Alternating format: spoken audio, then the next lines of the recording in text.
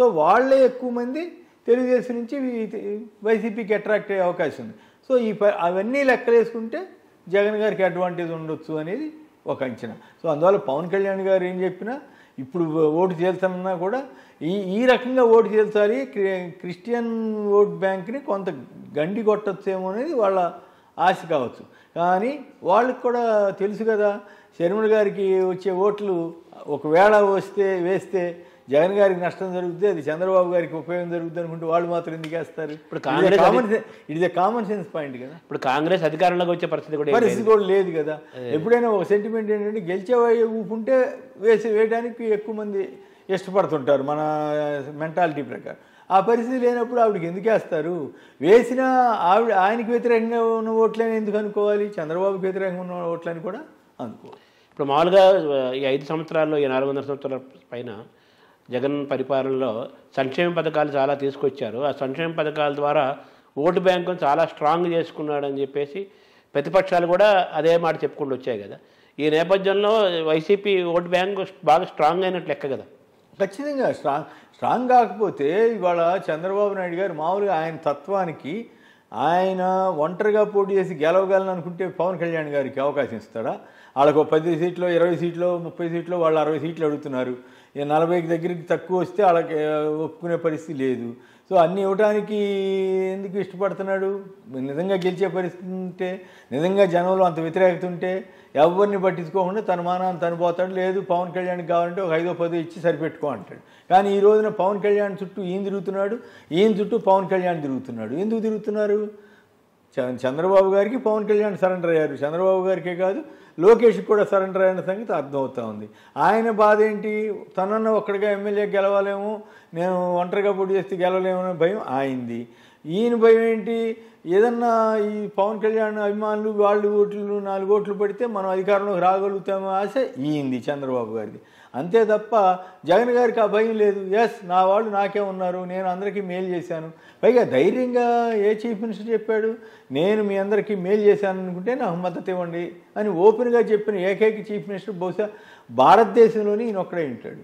So అందువల్ల ఆ ఇబ్బంది ఏం లేదు. జగన్ గారికి ఉన్నటువంటి ఓట్ బ్యాంకు పెద్దగా పదిలంగా ఉండడమే కాకుండా అదనంగా కూడా వచ్చి చేరి ఉండాలనేది ఒక అభిప్రాయం. అంటే బాగా ఓటు బ్యాంకు చాలా ఈ సంక్షేమ పథకాల ద్వారా YCP Jaganmohan Reddy YCP party vote bank చాలా స్ట్రాంగ్ చేసుకున్నాడని ప్రతిపక్షాలు కూడా చాలాసార్లు వ్యాఖ్య చేసిన సందర్భంలో వైసీపీ ఓటు బ్యాంక్ స్ట్రాంగ్గా ఉంది.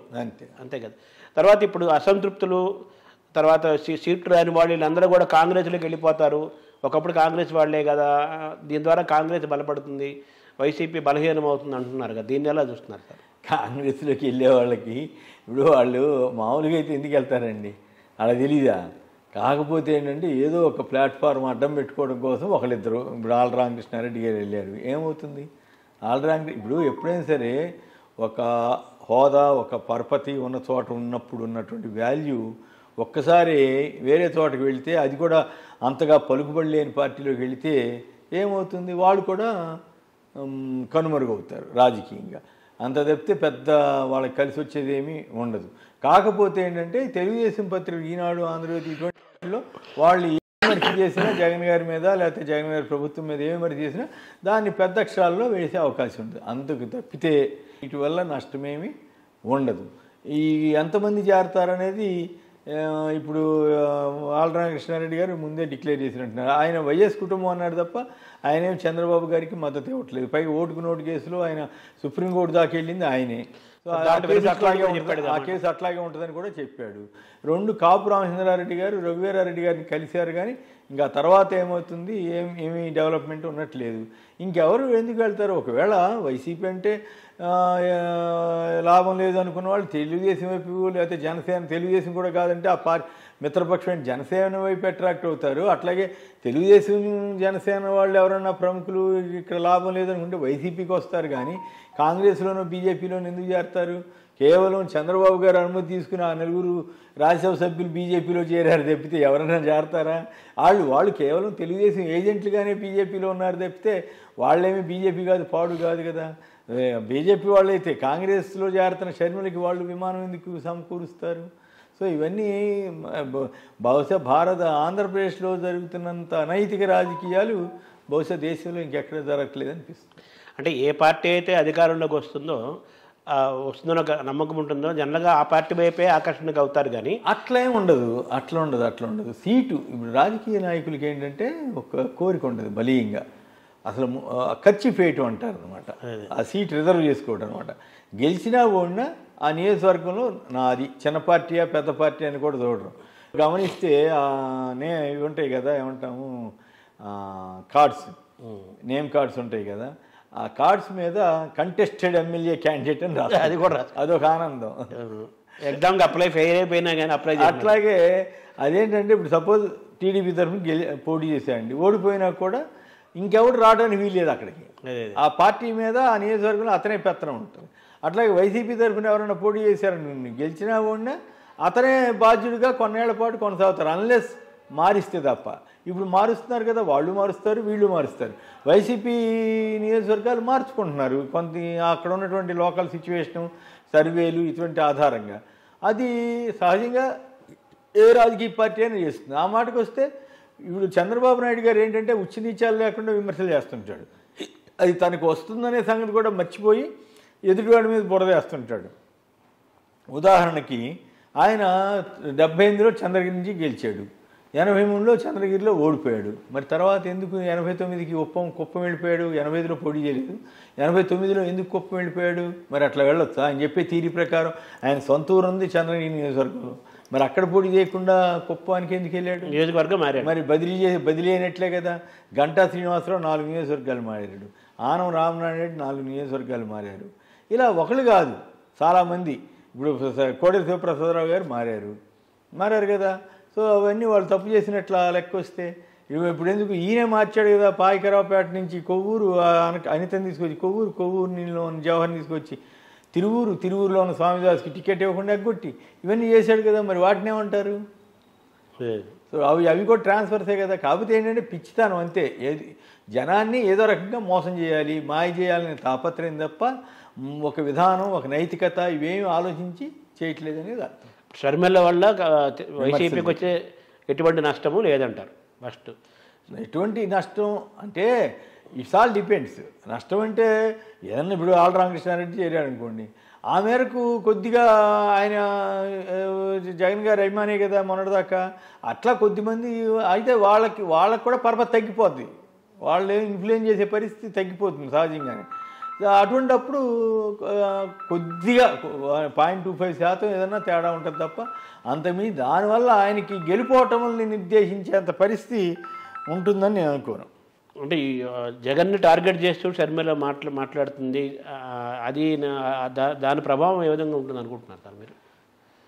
అదే అప్పుడు ఆశిస్తున్నారు కదా. నేను ఆల్రెడీ మనం మాట్లాడుకున్నాం. షర్మిల గారు కనుక టార్గెట్ చేసి అన్నని కనుక విమర్శలు చేస్తే ఖచ్చితంగా జగన్ గారు మాట్లాడకపోయినా మిగతా పార్టీ వాళ్ళు మాట్లాడతారు కదా. మాట్లాడితే ఆవిడికి అప్రతిష్టే కదా అది. సో నేననేది ఏంటంటే, నా సలహా ఏమంటే, మీరు మంచో చెడో తప్పో ఒప్పో అయిపోయింది, మీరు కాంగ్రెస్ పార్టీలో ఒక రాష్ట్ర నాయకురాలుగా మీరు ఉండాలనుకుంటున్నారు. అది గెలిచే పార్టీ ఓడే పార్టీ అనేది పక్కన పెడితే, అలాంటప్పుడు మీరు ఓ పద్ధతి ప్రకారం మాట్లాడండి, ఒక విధానపరమైనటువంటి వాటికే పరిమితం అవ్వండి, అన్నతోటి వ్యక్తిగత విషయాల్లోకి వెళ్ళొద్దు, అప్పుడు వీళ్ళు వెళ్ళరు. సో అది పద్ధతిగా ఉంటుందని నేను చెబుతున్నాను. నేను రాజకీయాలు చేయొద్దు అంటలేదు, రాజకీయ విమర్శలు చేయొద్దు అంటలా. కానీ వ్యక్తిగత విమర్శలు చేయకుండా ఉంటే ఆవిడకి మంచిది, వీళ్ళకి మంచిది. అంటే ఎవరికి నష్టం ఉందంటారు? దానివల్ల నష్టం లేదు, పాడలేదు. అది ఒక ఎంటర్టైన్మెంటే. తెలుగుదేశం వాళ్ళకి అది ఒక ఆనందం. అదే తెలుగుదేశం వాళ్ళకి బాగా తిట్టించామని అని ఒకవేళ తిడితే కనుక అది సునకానందం అని అంటారు కదా. అందుకే వాళ్ళకు వచ్చేది ఏముంటుంది? వాళ్ళు ఆ ఒక్క విమర్శ.